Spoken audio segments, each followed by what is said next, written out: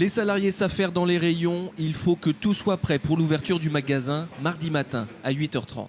Vous le voyez, c'est tout le monde travaille, tout le monde est à bloc et puis on attend maintenant que ça ouvre demain matin. Mais l'enseigne Carrefour n'a pas toujours été à bloc. Il y a un an, malgré son engagement auprès du promoteur du Carré Fédot, la direction décide de faire l'impasse. Elle ne veut plus s'y installer.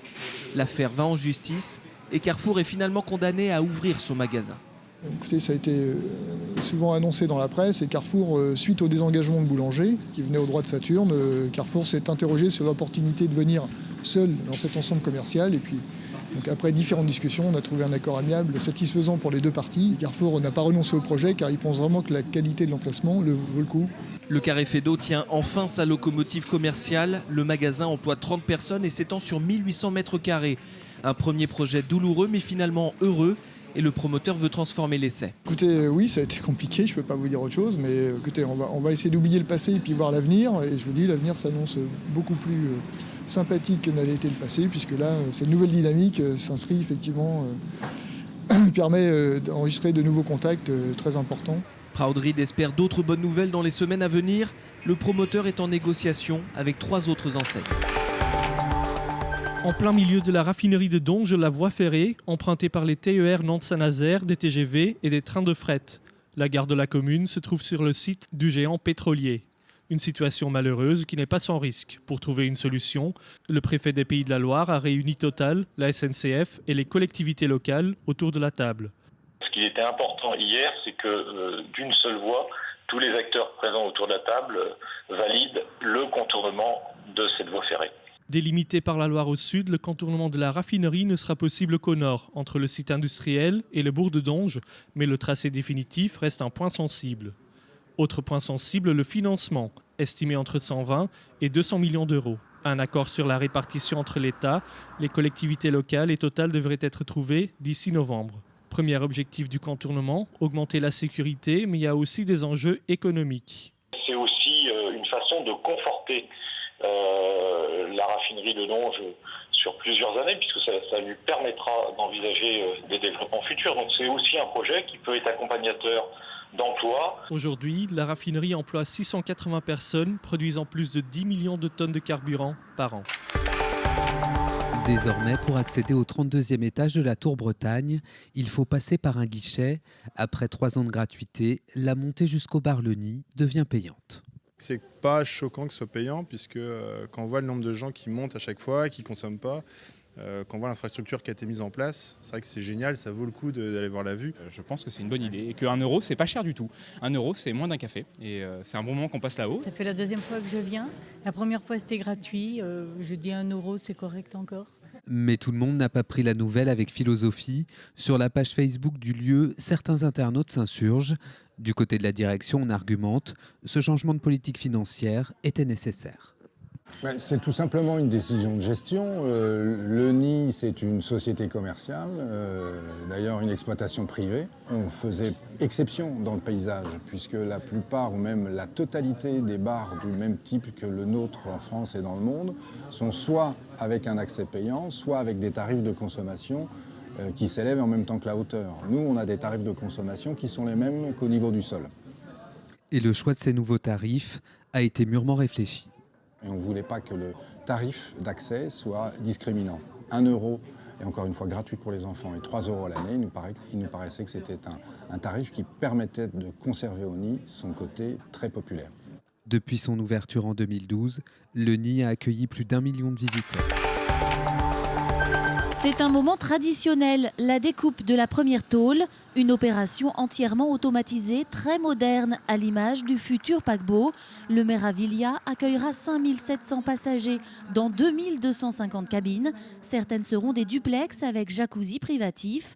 Avec un aquapark, des espaces high-tech, MSC mise une nouvelle fois sur le luxe. On a une grosse expérience avec Sextix de construire des paquebots très luxueux. C'est vraiment quelque chose d'incroyable, de wow effect. Le croisiériste italien est un client capital pour les chantiers. MSC, jusqu'à présent, a apporté 36 millions d'heures au chantier de Saint-Nazaire. Et donc, avec les 2 commandes qui sont en ce moment en cours, c'est 11 millions d'heures en plus. Donc c'est quelque chose de considérable, c'est la stabilisation de plusieurs milliers d'emplois dans la région depuis 12 ans aujourd'hui. Le navire long de 315 mètres sera livré en mai 2017, son jumeau en 2019. MSC a posé aussi une option pour 2 paquebots supplémentaires à l'horizon 2022.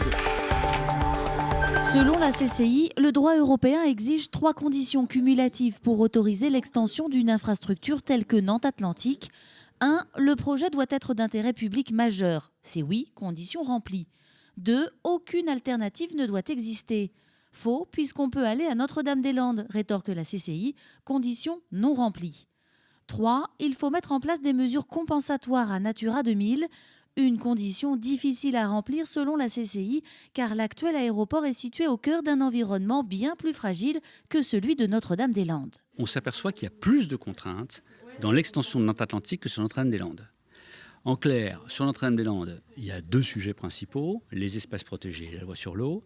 Sur Nantes Atlantique, vous avez 3 sites Natura 2000 à proximité, plus la directive Ramsar. Zone humide, proximité de la Loire, du lac de Grandlieu. En résumé, compenser les effets environnementaux d'une extension de l'aéroport actuel serait trop compliqué et trop coûteux. Nous craignons beaucoup qu'aujourd'hui, en manquant d'objectivité sur cet aspect, les opposants, en fait, empêchent le développement de l'aéroport de se réaliser. Ils diront on abandonne Notre-Dame-des-Landes et finalement on réalisera que celui de Nantes Atlantique n'est pas modifiable quand on le vole. Les opposants attendent de prendre connaissance de cette étude pour s'exprimer.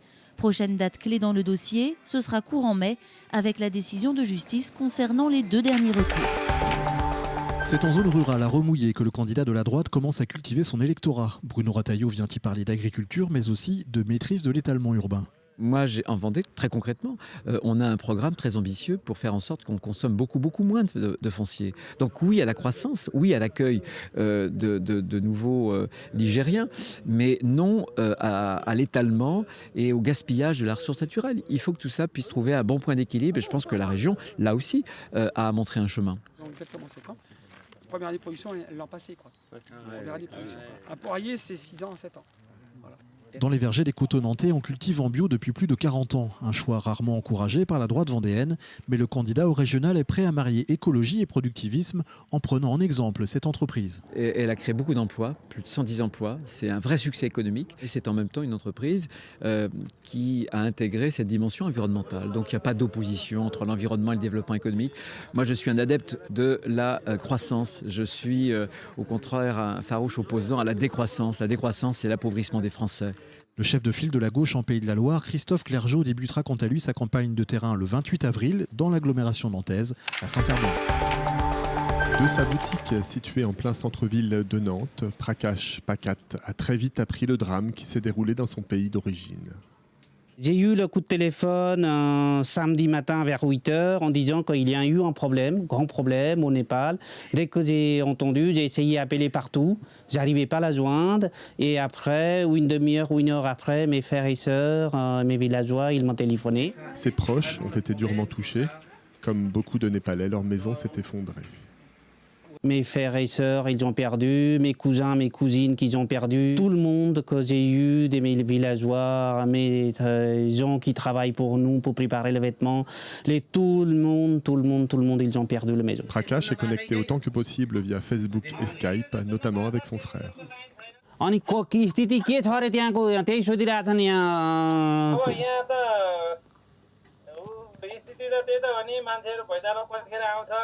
Pourtant, les coupures sont de plus en plus nombreuses, l'électricité se fait rare, sauf pour ses proches les mieux équipés. Ils ont des panneaux voltaïques et des choses comme ça pour avoir l'électricité. Et ce genre de personnes-là, on y arrive à connecter encore. Depuis hier, Prakash Pakat est encore plus inquiet. L'astrologue qu'il consulte sur Facebook avait annoncé une année noire pour le Népal. Il a aussi prédit des répliques du séisme. Christophe Clergeau et son comité de soutien en route pour les régionales. D'ici l'été, le chef de file du PS se donne 100 jours pour aller à la rencontre des habitants. Une première étape nécessaire dans un contexte difficile pour la gauche. Moi, je suis un homme réaliste et sincère. Je regarde les choses comme elles sont.